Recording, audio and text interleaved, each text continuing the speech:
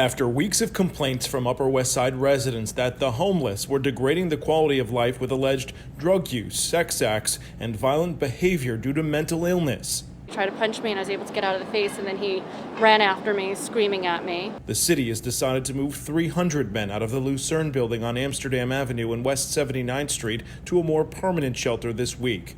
The vulnerable population was moved into the hotel back in July to escape the throes of the COVID pandemic.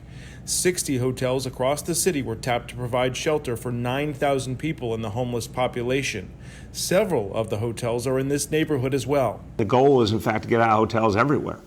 So what I said was we're going to start that process, but it requires having safe spaces in our shelter system to move people back. The issue became a flashpoint on the Upper West Side, where the upscale neighborhood gave resistance to the unannounced plan. Neighbors even hiring a high-profile lawyer threatening to sue the city.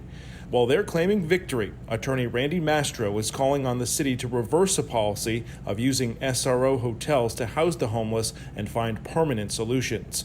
Homeless advocates panned the decision as inhumane. There's another voice, representing the Upper West Side that's leading with compassion. The Coalition for the Homeless saying it's a sad victory for the, quote, well-heeled whose fear-mongering disgrace our city, and the mayor should be ashamed.